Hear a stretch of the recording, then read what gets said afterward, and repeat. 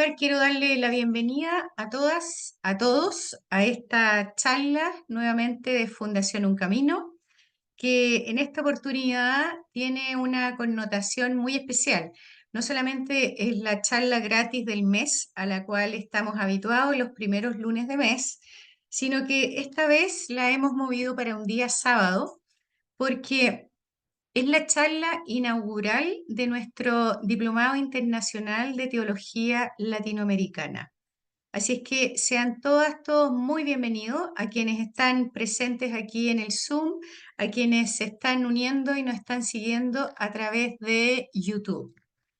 Quiero, además de darles la bienvenida, agradecer el hecho de que hayamos podido concretar este diplomado internacional de teología latinoamericana. Ha sido un esfuerzo conjunto de Fundación Un Camino, por cierto, que abrió sus puertas cuando Pedro Pablo nos propuso esta idea y fue tremendamente bienvenida, pero también fue un esfuerzo colaborativo con Amerindia, con el Centro Ecuménico Diego de Medellín y con los Sagrados Corazones. Así es que estamos aquí y estamos pudiendo hacer este diplomado gracias a la voluntad y el entusiasmo de muchos latinoamericanos y latinoamericanas que han apostado por nuevamente este diplomado. Así que quiero, como les digo, darles la bienvenida, animarlos a todos, a todas a este diplomado que empieza y que se van a estar reuniendo los días sábados a las 11 de la mañana. Quiero pedirles por favor que a medida que Teresa va hablando, quienes tengan preguntas las pueden ir poniendo en el chat. Nosotros las vamos a ir recogiendo y al final de la exposición de Teresa vamos a agrupar las preguntas y le vamos a hacer preguntas de a dos o tres de acuerdo a las distintas temáticas. Esto para que ordenemos un poco la presentación. Quiero por último agradecerle a Pedro Pablo Achondo, profesor de la Fundación, teólogo a quienes todos o casi todos ustedes conocen, quien es el coordinador general de este diplomado latinoamericano. Así que los voy a dejar con ustedes para que él presente a Teresa y si hay aquí alguno de los profesores, que veo algunos por ahí, también Pedro Pablo los va a presentar. Así que muy bienvenido, gracias y esperamos que este sea un muy exitoso primera versión del Diplomado Internacional de Teología Latinoamericana. Muy bienvenido. Pedro Pablo. Sí, muchas gracias.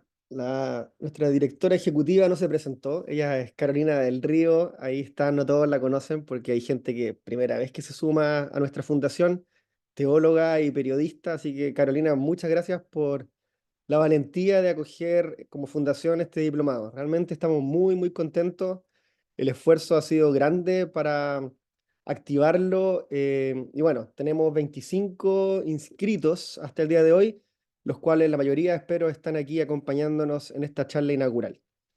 Así que brevemente voy a presentar a la persona que nos va a acompañar hoy día. Ella es Teresa Denger, doctora en teología por la Universidad de Friburgo, Alemania, con una tesis titulada El amor es más fuerte que la muerte, la teología del martirio de John Sobrino y sus consecuencias para la soteriología. Imparte clases en el programa de maestría Teología Latinoamericana de la Universidad de Centroamérica, la UCA, en El Salvador, desde donde hoy día nos acompaña y nos va a hablar.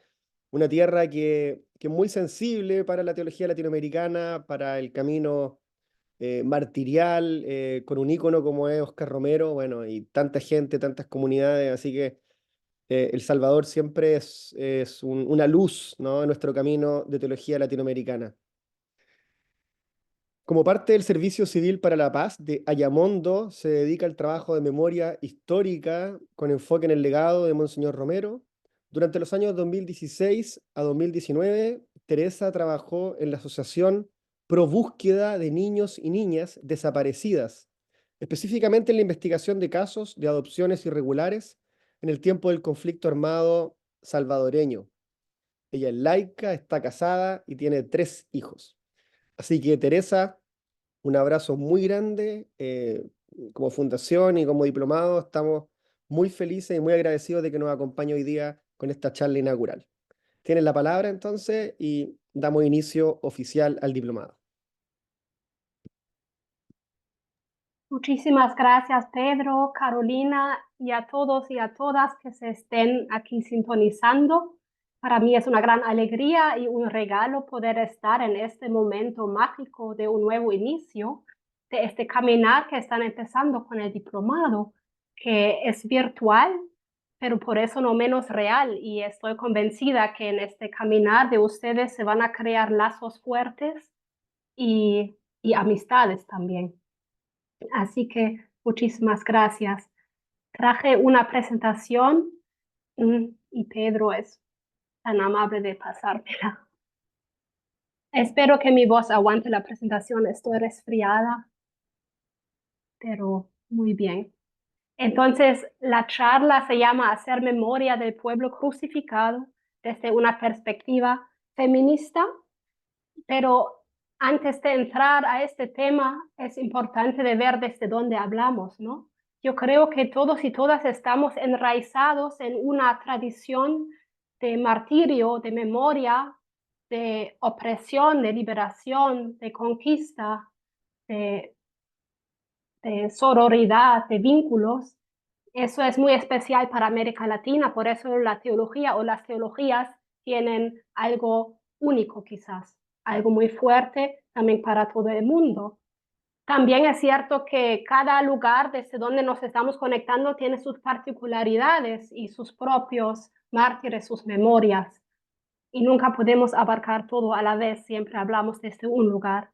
Mi lugar es aquí una oficina en la Universidad Centroamericana, la UCA en El Salvador. Estoy cerca del Jardín de Rosas que ustedes ven en la imagen. Es un lugar de martirio donde en noviembre del año 89, cuando ya a finales del conflicto armado de El Salvador, los soldados asesinaron a estas personas buenas e inocentes, a Ignacio Ellacuría, Ignacio Martín Barú, Segundo Montes, Armando López, Juan Ramón Romero, Joaquín López y López, Eva Ramos y Celina Ramos. Y hoy sobre esta sangre derramada están floreciendo rosas y está floreciendo mucha vida. Es un lugar de horror y a la vez un lugar de esperanza y de este misterio de salvación. Y no fueron los únicos mártires, son ejemplos de todo un pueblo martirial que en el conflicto armado fueron aproximadamente 75,000 personas, la gran mayoría civiles. Estas mujeres y hombres que vemos en las fotos fueron personas de mucha fe, personas cristianas. Para ellos y ellas fue parte de su vida ir a misa, celebrar misa y conmemorar esta memoria de la pasión, muerte y resurrección de Jesucristo. Y si vamos a la siguiente lámina, vemos una cita muy potente de Ignacio Ellacuría, uno de estos mártires que fue director de la UCA, gran filósofo, teólogo y mucho más. Y él nos dice algo que aunque lo escribió en el año 82, sigue muy actual, creemos. Él dice aquí, lo único que quisiera son dos cosas, que pusieran ustedes sus ojos y su corazón en esos pueblos que están sufriendo tanto, unos de miseria y hambre, otros de opresión y represión. Y después, ya que soy jesuita, que ante este pueblo así crucificado hicieran el coloquio de San Ignacio en la primera semana de los ejercicios, preguntándose, ¿qué he hecho yo para crucificarlo? ¿Qué hago para que lo descrucifiquen? ¿Qué debo hacer para que ese pueblo resucite? Estamos en los ejercicios espirituales, ¿no? Donde contemplamos la cruz de Cristo, donde de verdad nos dejamos tocar el corazón. Y ahora Ignacio Ellacuría nos está despertando a una verdad muy cristiana, muy profunda, y es que la cruz de Jesús no es algo aislado, no es una cruz sola, sino que esta cruz está conectada con la cruz de las víctimas inocentes. Aquí lo llama pueblo crucificado. Él muestra esta conexión muy fuerte entre la cruz de Cristo y la cruz de las víctimas y nos muestra que no hay otro camino de amar a Cristo que es el amor a los crucificados. Y eso pasa primero, muy tradicionalmente, por preguntar qué he hecho yo para crucificarte, darse cuenta de la propia participación en este pecado que da muerte, pero también lleva una praxis. ¿Qué hago para que ese pueblo resucite, no? Y esta teología muy profunda, esta fe que une la suerte del pueblo inocente con la suerte de Jesucristo, es algo muy salvadoreño y muy latinoamericano. Entonces, hoy les quiero invitar a dar 3 pasos, ¿no? A ver primero dónde está el origen de hablar así. Es un lenguaje loco también, ¿no? Para muchos parece demasiado radical. ¿Dónde está este origen del término? Y el segundo paso, profundizar en su potencial para la memoria histórica y también para una teología que busca ser memoria peligrosa, que haga sentido nuestro celebrar y participar en la misa, ¿no? Y el tercer paso, quiero invitarles a hacer una relectura feminista del pueblo crucificado para abordar con honradez y audacia la cruz de las mujeres y dar fe de su resurrección en la historia. Entonces damos el primer paso para ver de dónde viene. Y aquí tengo que remitirme al padre John Sobrino. Él formaba parte de la comunidad jesuita asesinada en el año 89. Es un mártir sobreviviente, lo llaman algunos, o un guardián de la memoria, porque él por casualidad no se encontraba en el país, por eso no fue asesinado, pero se pueden imaginar el impacto que tuvo esta muerte cruel de su comunidad, de su familia, de Elba y Celina para él. Él, a partir de ese momento, dedicó toda su teología a esta reflexión, a esta contemplación del martirio. Y vemos en estas fotos en medio el monumento que está en el Mozote, que fue una de las masacres más grandes en El Salvador en diciembre del 81, donde los militares asesinaron a muchísimos niños y niñas. Y John Sobrino dedica su pensamiento a mártires muy conocidos, pero también a todos estos mártires anónimos. Entonces, si vamos a la siguiente, él nos dice algo sobre Ellacuría y Monseñor Romero, porque en ellos dos radica este término, el pueblo crucificado.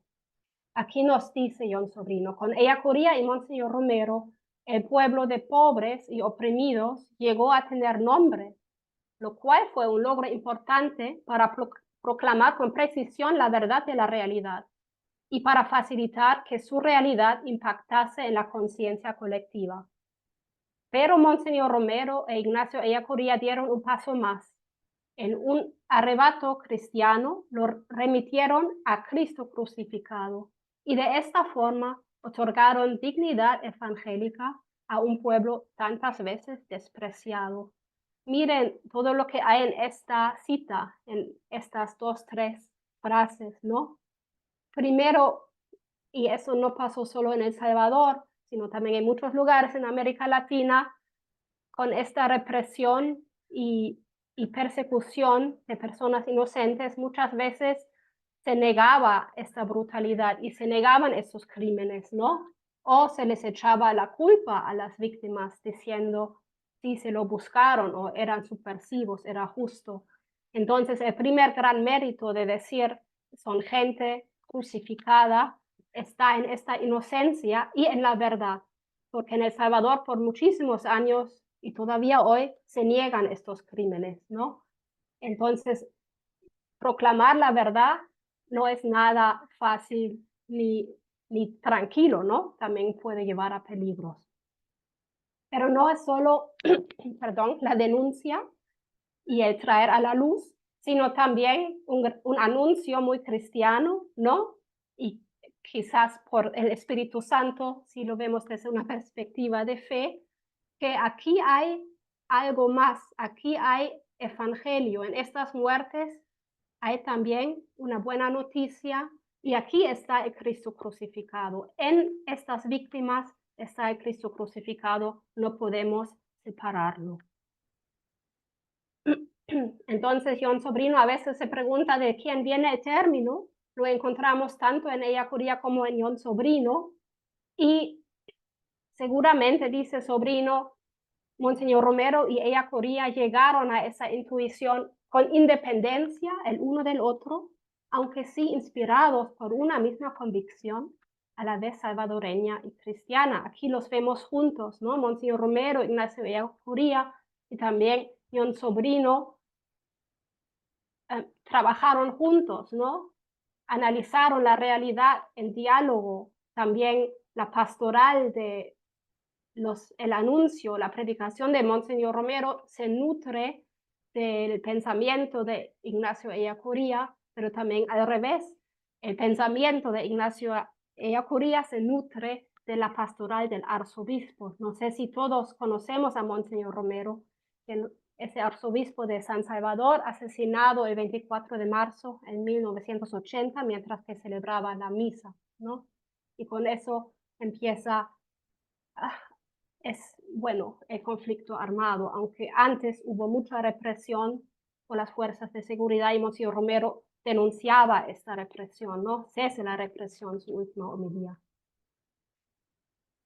Entonces, si vamos ahora un poco a la historia, aquí vemos a Monseñor Romero como está ante 3 muertos.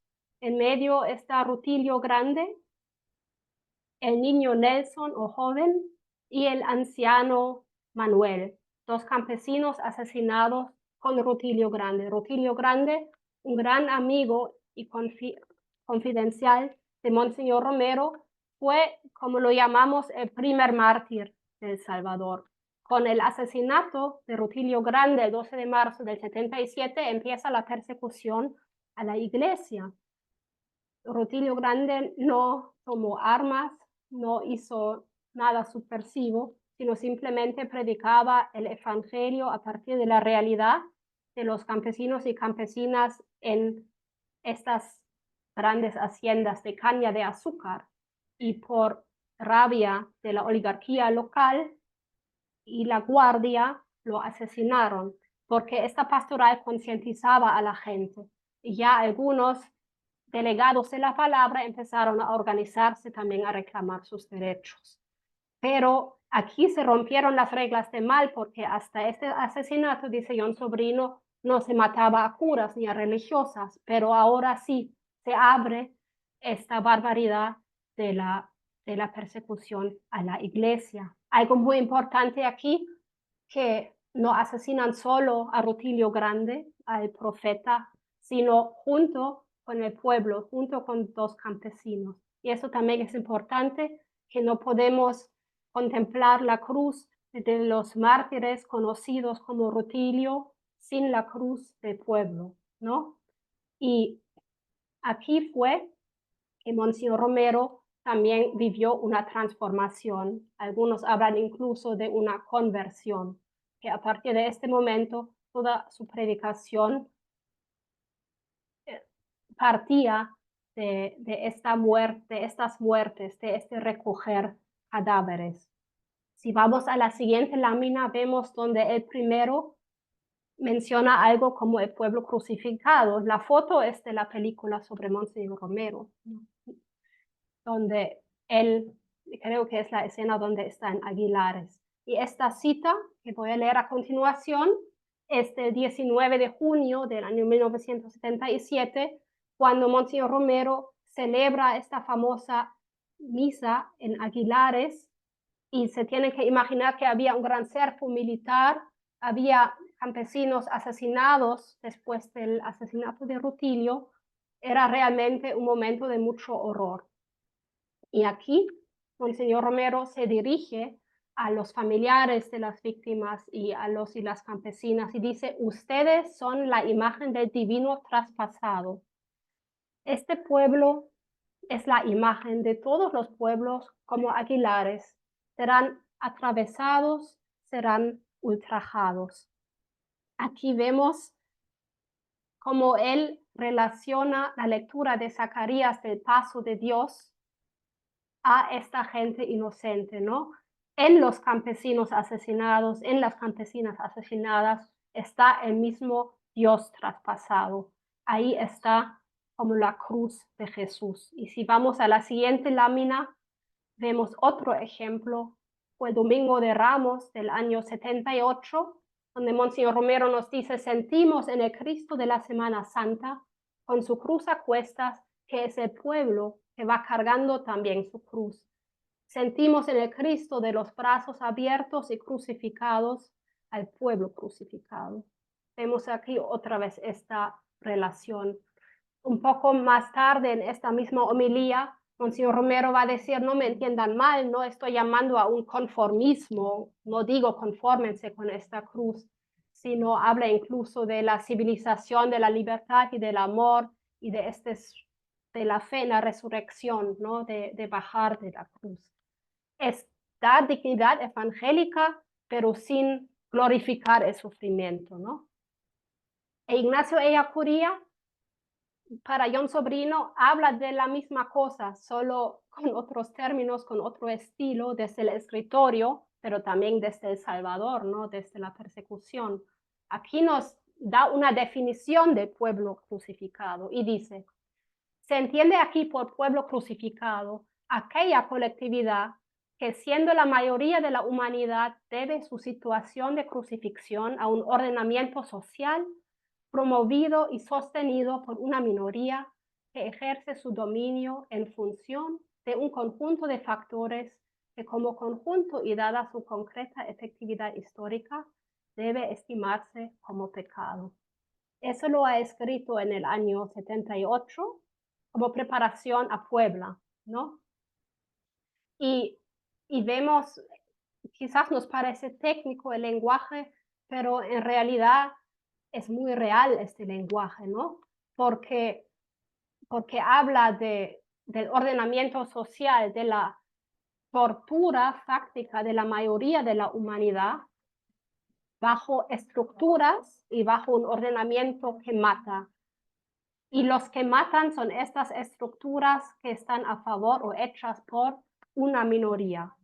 Eso es muy valiente decir, ¿no? Es una denuncia dialéctica, honrado con la realidad. No sé si parece radical, pero es partiendo de estas experiencias de muerte. Por un lado, muerte por la pobreza, por no recibir medicina ni alimentación, por bebés que mueren, ¿no? Por otro lado, por la represión por las fuerzas de seguridad. Es muerte real, ¿no? Gracias.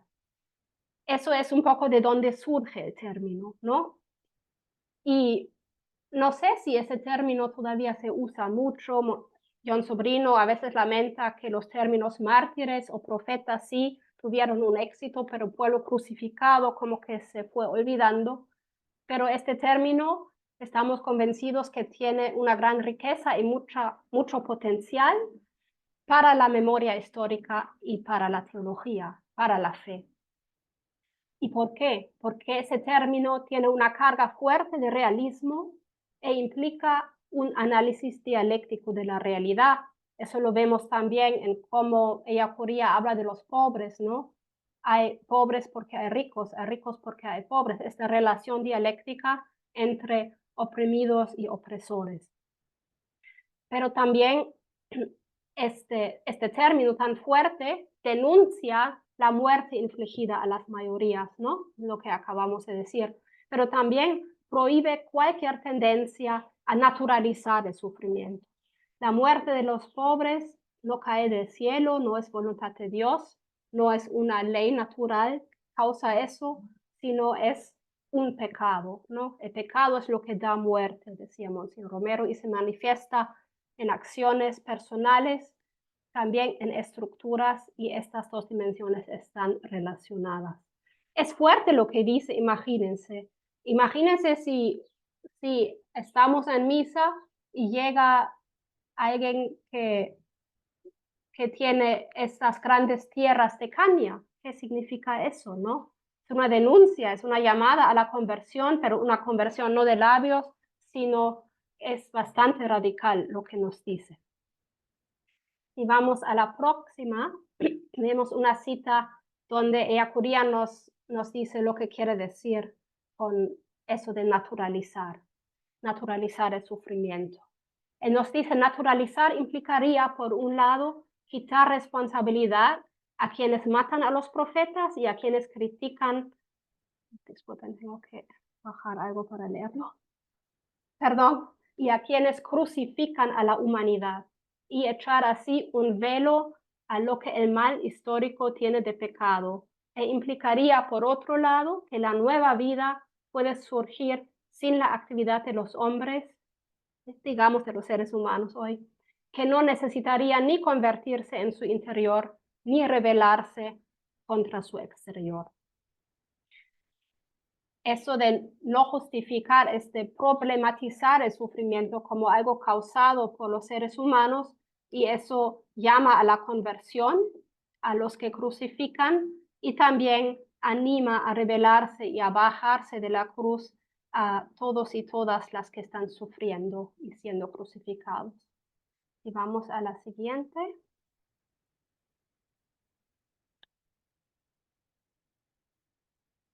¿Qué otra riqueza tiene hablar del pueblo crucificado? Es un término que une a las víctimas del pasado con las del presente. El pueblo crucificado, dice Ellacuría en otro artículo, es el signo principal de los tiempos, a cuya luz deben discernirse e interpretarse todos los demás. Ese signo es siempre el pueblo históricamente crucificado, que junta a su permanencia la siempre distinta forma histórica de su crucifixión. Miren, hoy en El Salvador hay gente que dice, ya no hablemos tanto de la guerra, hoy tenemos suficientes problemas, hablemos de las víctimas de hoy.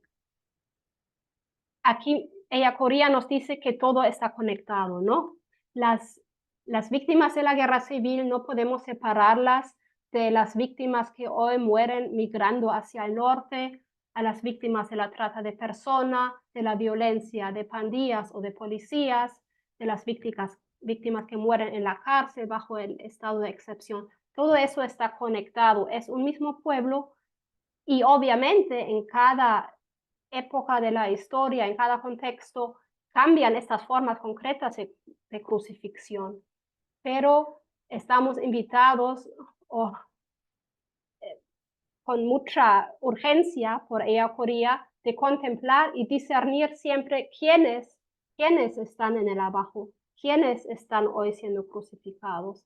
Y a veces quizás nos encontramos con la sorpresa que las madres que tienen hoy a un hijo desaparecido también hace 40 años sufrieron la violencia por militares. No está siempre tan separado como lo queremos ver pasado y presente.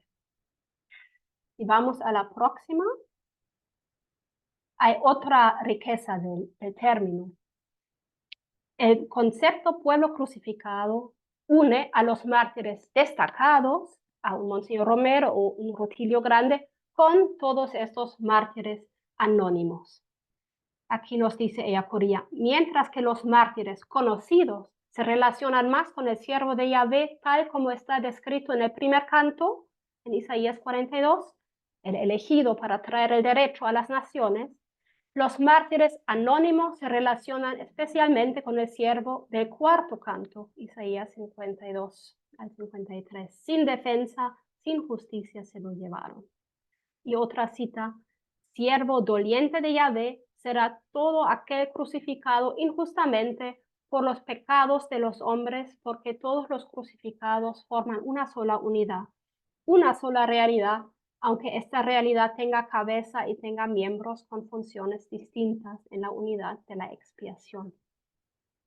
Hay una riqueza de mensajes que están en estas líneas. No sé si lo hemos dicho antes, quizás no, pero estos 4 cánticos del siervo de Yahvé en Isaías son lo que inspiran este término, este hablar sobre las víctimas crucificadas, ¿no? Y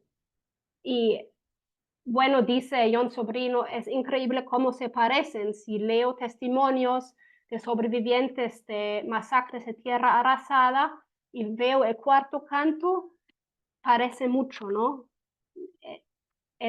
Ahí se repite lo que leemos ahí en el Antiguo Testamento. Y llama la atención que es un mismo siervo que en el primer canto es el elegido para traer el derecho, es el que tiene la misión para liberar, es el mismo que el que al final en el cuarto es una víctima indefensa. Y eso también pasa en el pueblo crucificado, donde tenemos a un Monseñor Romero que en su vida como arzobispo de San Salvador defendía con fuerza profética a los pobres, ¿no? Parecía el elegido para liberar. También tenemos a niños campesinos asesinados sin poder ni siquiera tomar una opción para luchar para la liberación, ¿no? O para ser profeta. Pero no podemos decir que los unos son más importantes que los otros, que un Monseñor Romero sea más importante que el pueblo. Es quizás al revés, que los profetas que se levantan y que alzan la voz lo hacen gracias a este pueblo, gracias a las víctimas que no pueden alzar la voz, ¿no? Porque es un segundo paso. Y me gusta mucho esta segunda cita porque aquí Ellacuría nos habla con términos de eclesiología, de las cartas pastorales, ¿no? Estamos acostumbrados a pensar, todos somos miembros de un cuerpo, somos iglesia, ¿no? Y este es el pueblo crucificado. En realidad es iglesia para Ellacuría y Monseñor Romero. La iglesia, el cuerpo de Cristo, es el pueblo perseguido. Y vamos a la siguiente. Eso me encanta mucho de Ellacuría. Él escribe tantas páginas sobre la crucifixión del pueblo y uno dice, ¿y la resurrección? Y quizás en las últimas páginas de su artículo sobre el pueblo crucificado dice un poco o da luces. Y creo que si no lo hubieran matado, quizás hubiera escrito otro artículo sobre la resurrección. Aquí Ellacuría nos dice, bueno, es fácil ver a los oprimidos y necesitados como aquellos que requieren ser salvados y liberados, pero no lo es verlos como salvadores y liberadores. Y Jon Sobrino explica, el pueblo crucificado trae luz para ver la verdad de la realidad, mueve a la conversión y nos humaniza con su ejemplo de solidaridad, gratuidad, creatividad, perdón y esperanza. Aquí esta locura de la fe cristiana, que la salvación viene de abajo, se traduce en buscar signos de salvación en las víctimas asesinadas, en los sobrevivientes, en los que están en el abajo. Ahí está el misterio de salvación, porque si unimos el pueblo, las víctimas, con la cruz de Jesús, también los vamos a unir con la resurrección de Jesús, ¿no? Desde la perspectiva de la fe, aunque es un difícil acto, no es nada fácil, no es algo que hacemos a la ligera. Jon Sobrino tiene el mérito de buscar concreciones de esas chispas de salvación que él encuentra en los crucificados, en las crucificadas. Y si vamos a la siguiente, vemos la última característica que encontré ahora en este término que nos empuja a hacer una teología desde las víctimas. El término pueblo crucificado está abierto a la trascendencia. Los que un tiempo no eran pueblo, ahora son pueblo de Dios, dice Ellacuría. El pueblo crucificado es pueblo de Dios, ¿no? Confiamos que Dios está ahí, que Dios da vida, Dios es el fundamento y el futuro de este pueblo. Y Ellacuría dice, solo un pueblo que vive, porque ha resucitado de la muerte que se le ha infligido, es el que puede salvar al mundo. O sea, no debemos instrumentalizar al pueblo crucificado, tan bonito, ahora me salva, ya estoy bien, chévere, sino que no es tan así. En primer lugar está la vida del pueblo, ¿no? Bajar de la cruz, tener vida en abundancia, vida en las dimensiones más sencillas, ¿no? Y desde ahí es salvación para el mundo. Y con eso vamos a la tercera parte, a la última. Tengo que ver el reloj, espero que no les canse. Aquí estamos dando un paso más, hacer memoria feminista del pueblo crucificado. Ahora nos preguntamos, ¿y por qué optamos ahora por la perspectiva feminista? No es la única, podríamos ahora tomar otras perspectivas y quizás en otra ocasión se hace aquí en el diplomado también de la tierra crucificada, se podría ahora hablar, o de los y las migrantes, ¿no? Aquí ahora optamos por la perspectiva de las mujeres. ¿Y por qué? Para Ellacuría y Monseñor Romero, el pueblo crucificado es, en último término, el pueblo de Dios y la verdadera iglesia, ¿no? El otro hecho que vemos en la actualidad y en el pasado, que la violencia contra las mujeres es una realidad muy fuerte en El Salvador y en América Latina. Y ahora la gran contradicción que las mujeres que son víctimas, ¿no? Están crucificadas. Las mujeres, estas mujeres que están tan cerca de la cruz y resurrección de Jesús, están comúnmente marginalizadas y subordinadas en nuestras iglesias a nivel institucional. Por esa contradicción quizás vale la pena ahora releer ese término con ojos feministas. Y vamos a la siguiente lámina. Con su carga de realismo, o sea, ahora vamos a pasar por las características que hemos explicado hasta ahora para releerlas con ojos morados, con lentes morados, ¿no? Desde la teología feminista. Entonces, con su carga de realismo, el término mueve a abrir los ojos ante las crucifixiones interseccionales. Es cierto que Ellacuría describe la crucifixión con categorías económicas, pobres, ricos, ¿no? Pero con eso él no quiere ofrecer un análisis acabado de la realidad, sino que nos quiere empujar a buscar siempre la concreción nueva, dónde están los y las crucificados, ¿no? Y aquí vemos en este esquema edad, género, discapacidad, religión, nacionalidad, etcétera, orientación sexual, identidad sexual.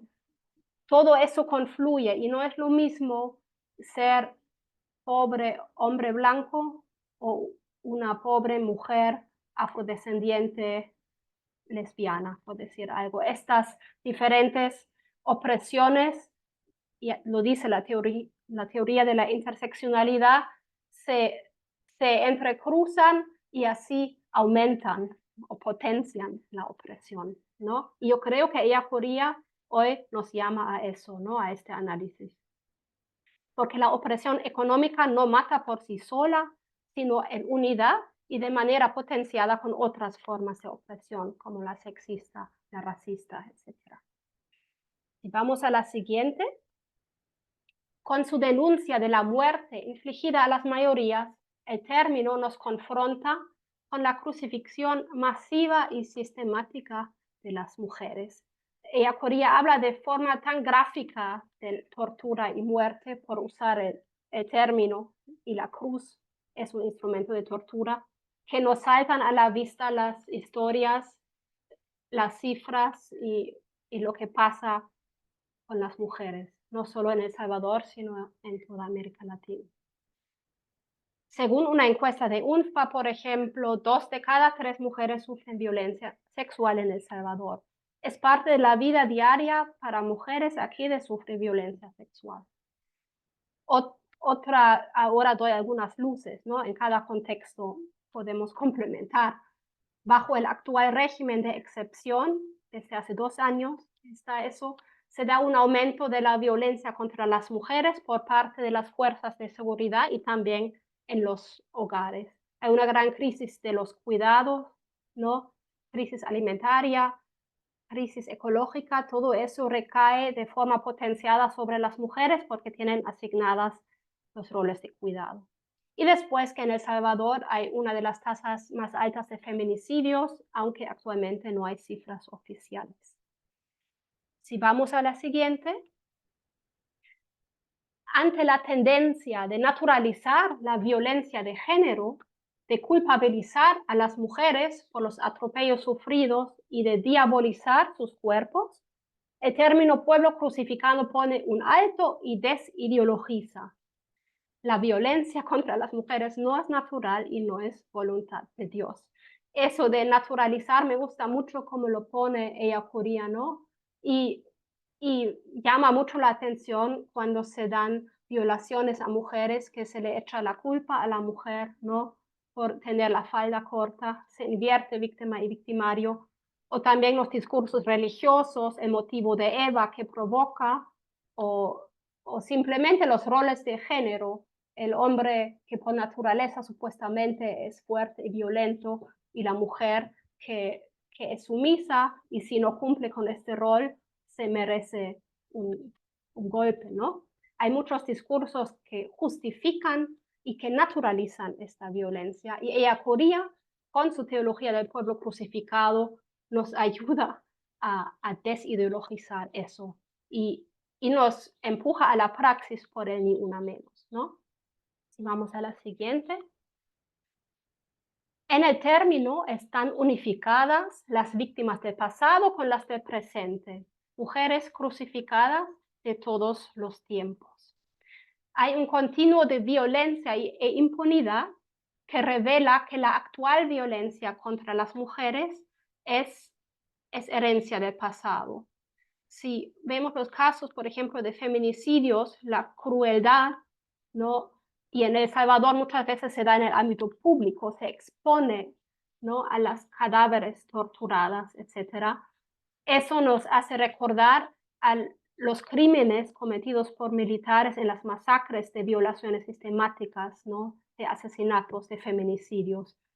Hay ahí horriblemente un continuo, ¿no? Y también, quizás si no hubiera tanta impunidad desde siempre, hoy no viviríamos bajo la misma impunidad. Entonces, Ellacuría nos dice, los crímenes de la guerra se repiten en la actualidad bajo otras formas, ¿no? La siempre distinta forma histórica de su crucifixión. Eso ya lo dije, ¿no? Sí. Ahora quería traer dos rostros concretos para no hablar en el aire.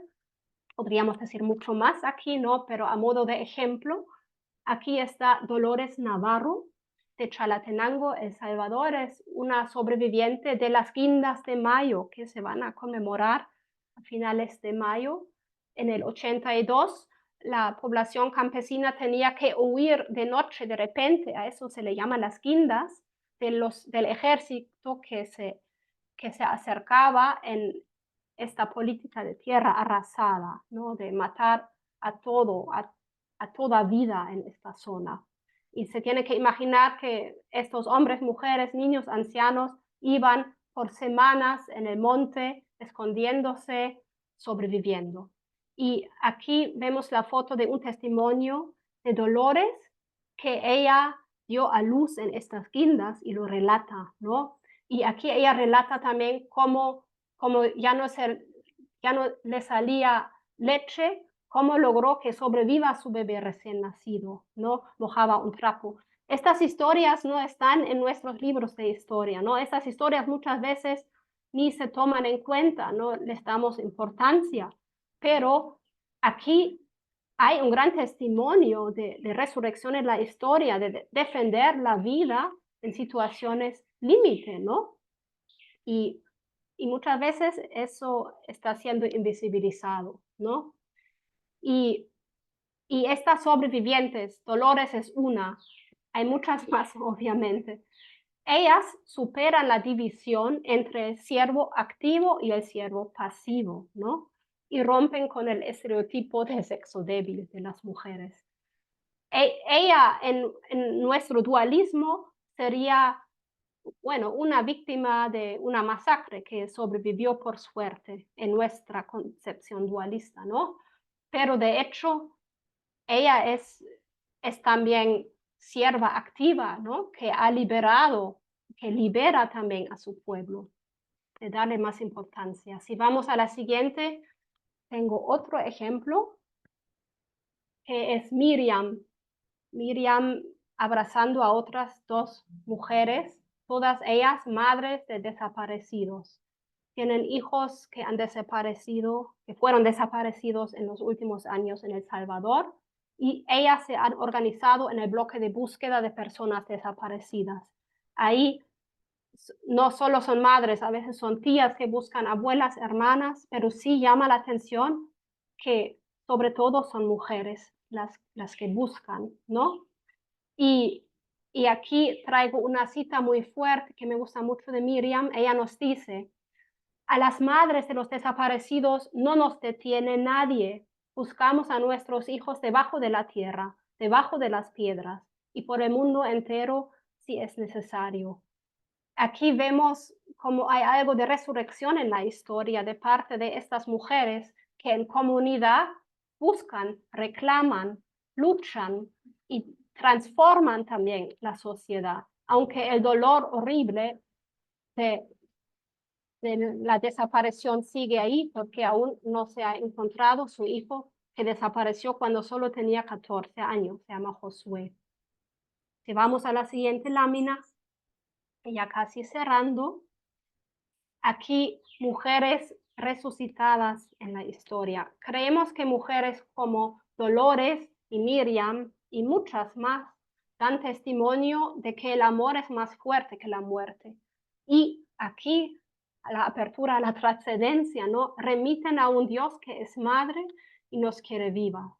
Para nosotros, mujeres como ellas, o todas las mujeres de los plantones por el Ni Una Menos, por ejemplo, son hoy el pueblo crucificado y resucitado que nos empuja, que nos cuestiona y que no nos deja dormir tranquilos, ¿no? Que nos convierte a la verdadera fe en Jesucristo asesinado y resucitado, ¿no? Es quizás una débil fuerza mesiánica en esos testimonios, pero ahí están muchas mujeres y estoy segura en sus comunidades, en los contextos de ustedes, hay también mucha vida, muchos testimonios de resurrección que son paridos por mujeres, ¿no? Así que me quedo hasta aquí esperando escucharles o que haya un pequeño diálogo. Bueno, muchísimas gracias, Teresa, por esta clase magistral tan profunda, tan clara sobre esta teología martirial, digamos, teñida de sangre, que al mismo tiempo es fecundidad, es resurrección en esta paradoja, ¿no? De la muerte y la resurrección que hemos vivido permanentemente en nuestra América. Em, sí, qué bonito escucharte y con tanta claridad y qué bien nos hace como diplomado, digamos, y como iglesia hoy día asumir esta categoría de la interseccionalidad, ¿no? Ir viendo que a veces nuestras reflexiones pueden caer en abstractos, ¿ah? Y no calamos en el fondo de lo que significa em, vivir en condiciones de precariedad, de persecución, de resistencia, de sobrevivencia, que al final es la gran mayoría de nosotros, nosotras y de nuestros pueblos en América Latina y en el mundo. Así que muchas gracias. A mí me encantó igual esa resonancia a otros autores, ¿no? Que, no sé, no, por decir, Metz con La memoria peligrosa, Walter Benjamin con estas pequeñas, sí, pues, lucecitas mesiánicas que aparecen, ¿no? El Mesías que entra por la puerta pequeña, por la rendidura, es maravilloso, me encanta. Mucha esperanza. Bueno, vamos a dejar ahora para un momento de conversación, algunas preguntas. Le doy el paso a Carolina, que ella va a gestionar esta parte. Así que muchas gracias, Teresa. Muchas gracias, Teresa. Como dice Pedro Pablo, muy interesante, muy bonito además recordar, releer estos pensamientos y estas experiencias y el gran desafío de cómo las hacemos vida hoy. ¿Ah? Quiero empezar abriendo el diálogo con un comentario que hace Michael Patrick Moore aquí en el chat. Voy a sintetizarlo, pero él dice que en Argentina el concepto de pueblo es un concepto polisémico y polarizado y que tal vez sería mejor hoy hablar de colectivos crucificados que permitirían concretizar mejor rostros de víctimas actuales. Y enumera los migrantes forzados, homosexuales, queer, mujeres, etc.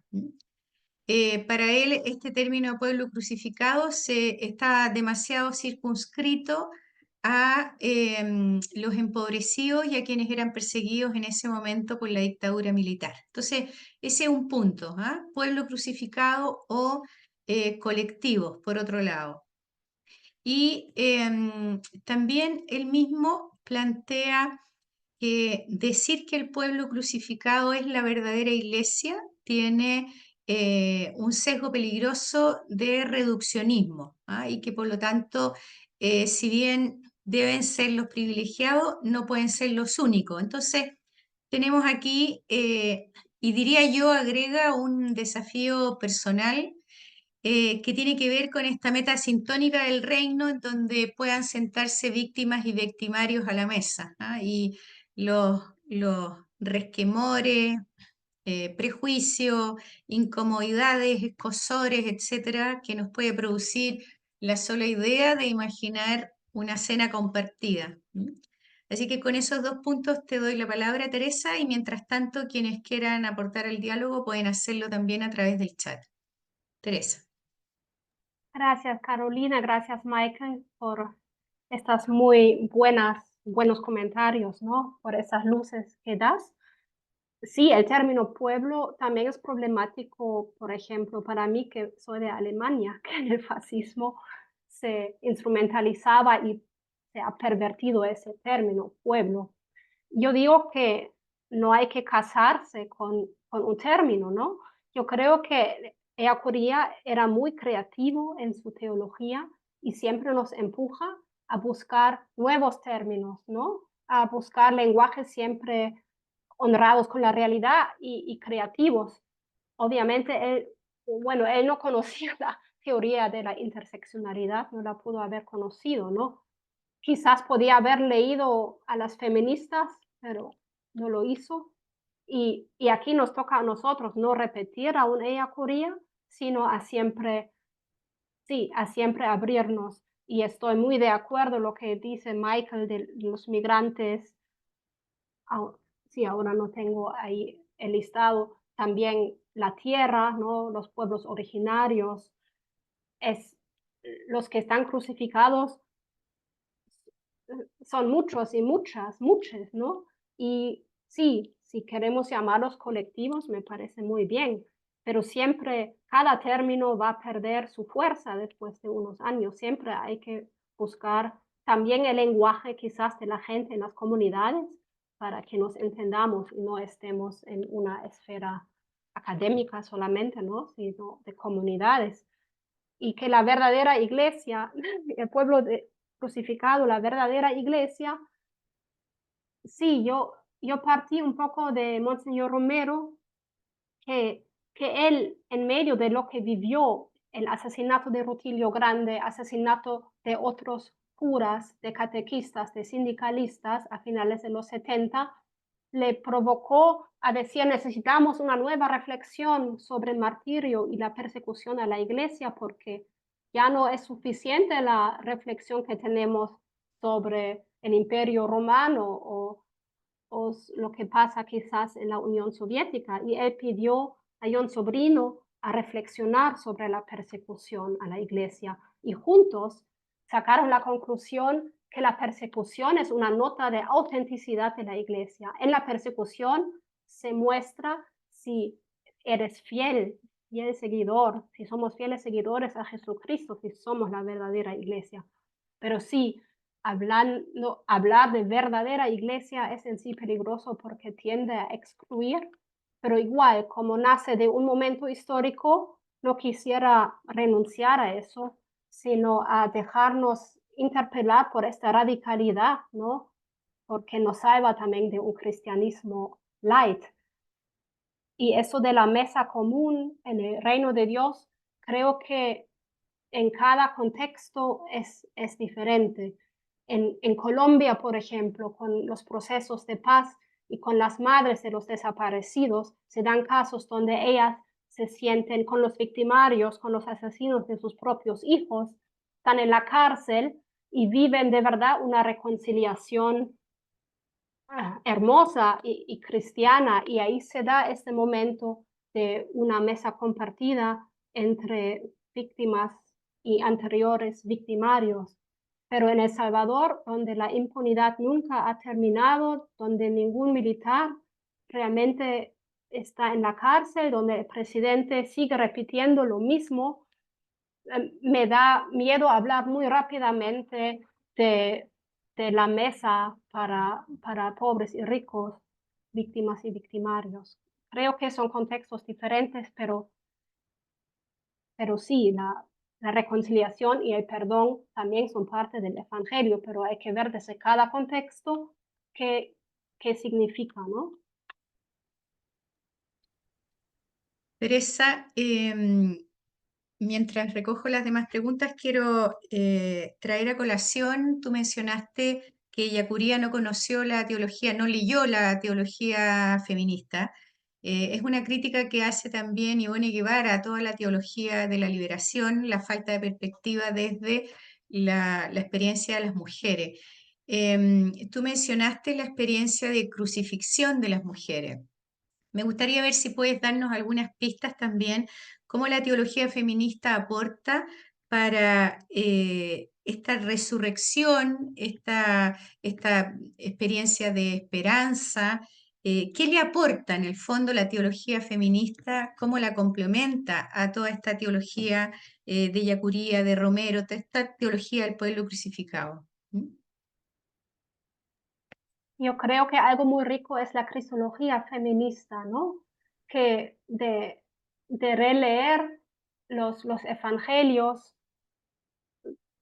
y encontrarse con un Jesús que, que opta por las mujeres y se deja evangelizar por las mujeres, ¿no? Bueno, si lo leemos desde nuestra deconstrucción de género, vemos a un Jesús contracultural, contrapatriarcal, que rompe con este esquema de un varón, tanto en su tiempo como hoy.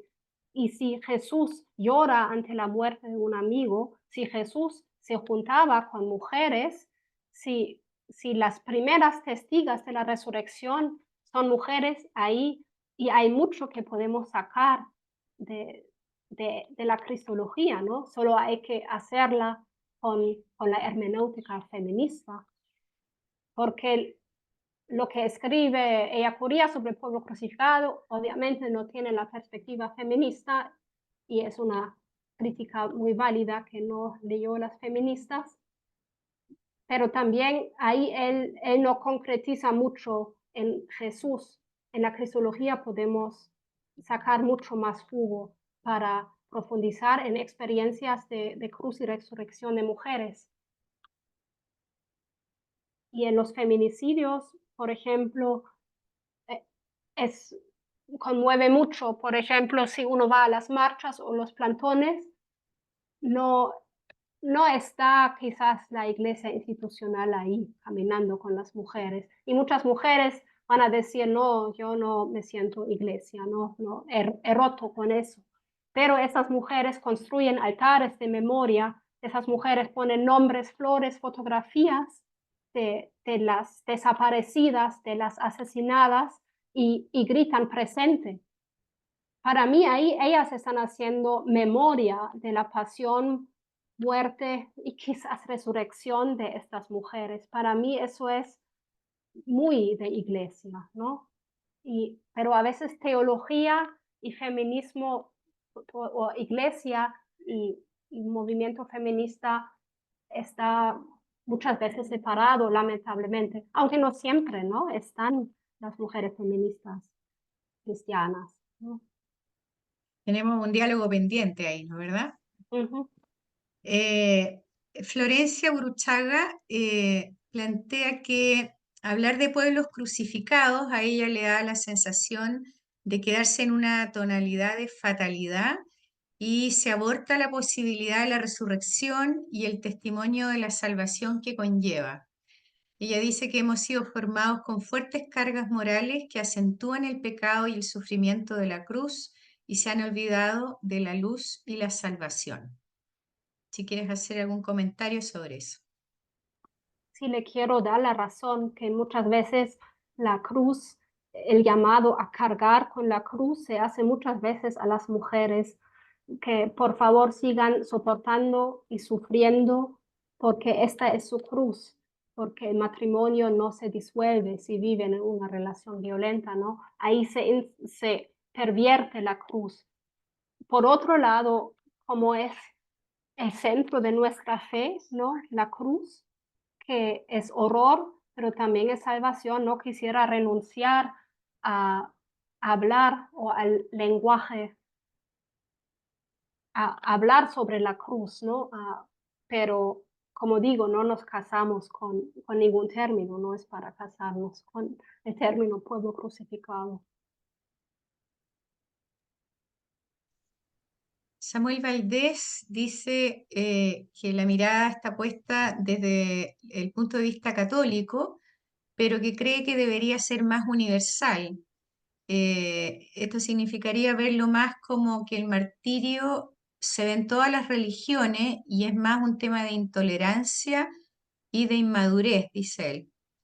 Y agrega que cree que es clave el perdón, que ya lo había dicho Jesús camino a la cruz, perdónalos porque no saben lo que hacen. Para él, si no hay perdón, seguimos atrapados en una rueda de violencia. ¿Ah? ¿Cómo vinculamos Ujú. entonces esto de el martirio, el perdón, etcétera? Si yo quisiera que lo de perdón me lo digan Dolores y Miriam, ¿no? Las personas concretas. Yo desde fuera no quiero hablar de perdón o de que hay que perdonar.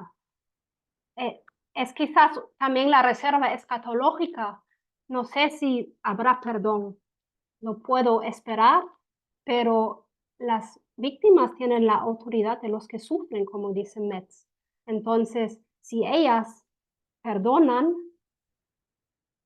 qué bueno, ¿no? Pero no, no me atrevo a decir hay que perdonar desde fuera.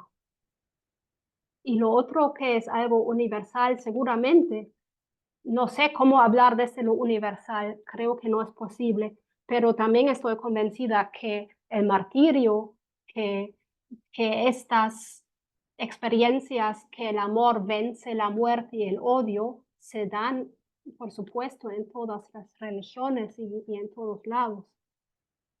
Pero yo creo que siempre hay que abordarlo desde un lugar.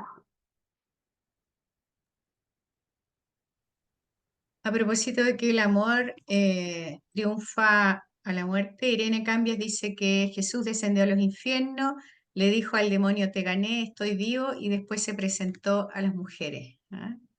Comentario de Irene. Y a propósito de lo que tú planteas respecto de esta teología como universal, hoy día más bien las teologías son contextuales, ¿no?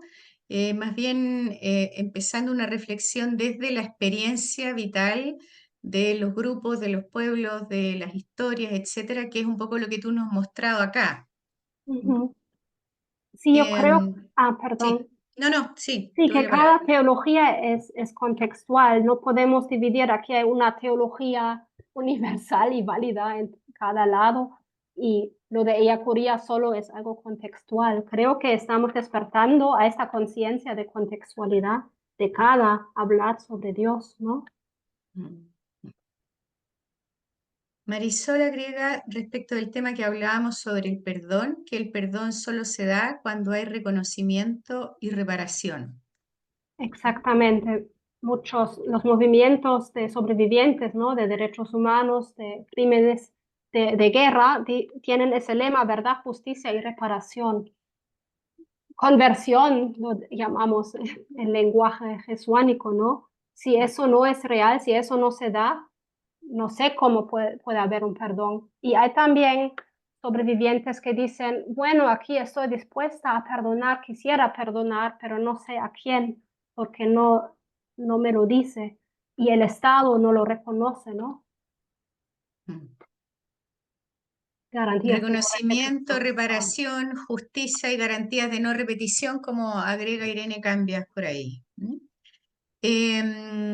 Respecto de lo que hablábamos hace un momento sobre las mujeres, Gerli Bastías dice que este diálogo entre la teología o la iglesia y el feminismo, dice que mucha gente no entiende que una mujer puede ser creyente y feminista y que luche por sus derechos. Y todavía está este estereotipo de que las mujeres deben ser sumisas, silenciosas. Ese grito que uno escucha en las marchas, calladita te ves más bonita, ¿ah? Ese estereotipo que hay. ¿Qué comentario harías tú respecto a este planteo de Gelly Bastías? Es que muchas mujeres dicen, o decimos quizás eso, que nos sentimos como entre dos casas, que parece que aquí está el feminismo, ahí la iglesia, y parece como contradicción. Si vemos la forma en que se predica muchas veces, sí es una contradicción, pero desde el Evangelio y la fe no hay nada de contradicción, sino todo lo contrario. El seguimiento de Jesús de Nazaret y el vivir como comunidad de seguidoras, seguidores de Jesús, es algo que se vive en el feminismo. Entonces, yo creo que nuestras iglesias tenemos que abrirnos más y acoger al feminismo como parte de nuestra identidad cristiana.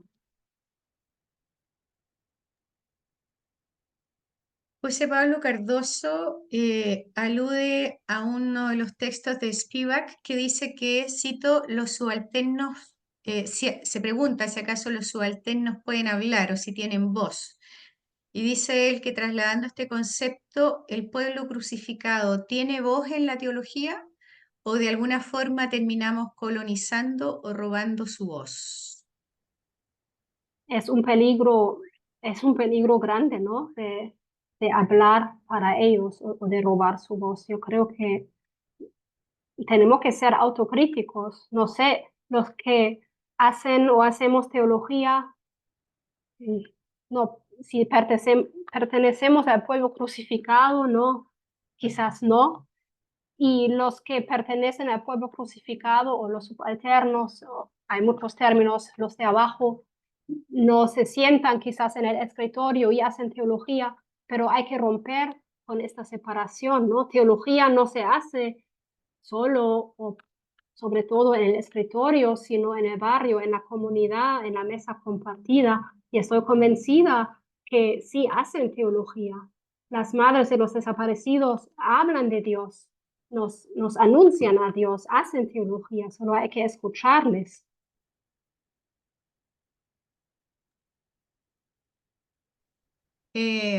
A propósito de lo que hablábamos hace un momento sobre el perdón, Michael dice que nos recomienda leer lo que dice el Papa Francisco en Fratelli Tutti, que dice, no siempre se puede perdonar, pero estamos vocacionados a perdonar siempre. ¿Ah? Cita a Lucas 15.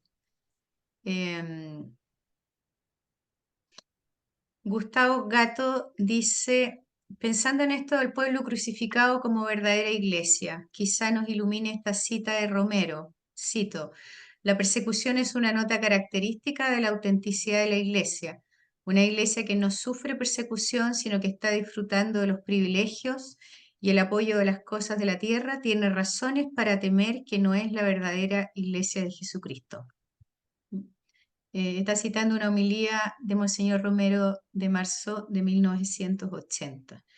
Y termina diciendo que Romero vio en la persecución de la iglesia un signo de que está realizando fielmente su misión. Bien.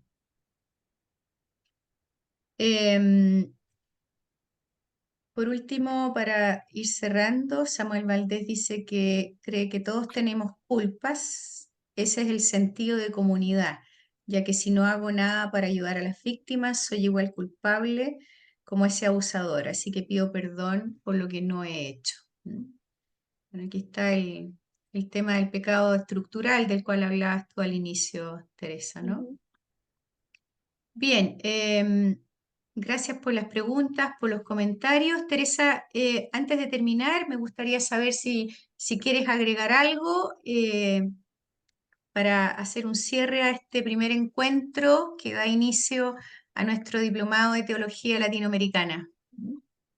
Nada más que decir gracias y animarles a hacer teología siempre con las patas en la realidad, ¿no? Con los ojos abiertos al sufrimiento, con los sentires. Y creo que es un gran regalo y privilegio que en ese diplomado haya personas de diferentes comunidades, diferentes lugares, diferentes géneros, contextos, ¿no? Entonces eso enriquece muchísimo. Ahí pueden nacer muchas teologías nuevas y animarles y agradecerles también la paciencia y el interés.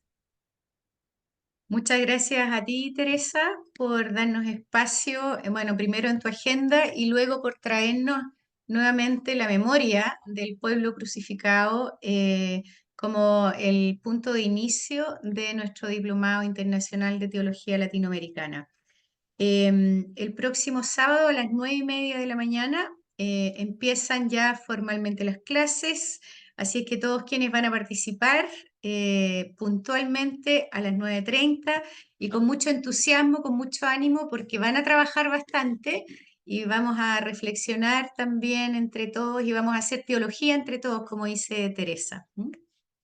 Teresa, nuevamente, 1.000.000 de gracias por habernos acompañado. Y a todos los demás, gracias por la asistencia, por la participación y los esperamos el próximo sábado a las 9:30 a quienes van a seguir el diplomado.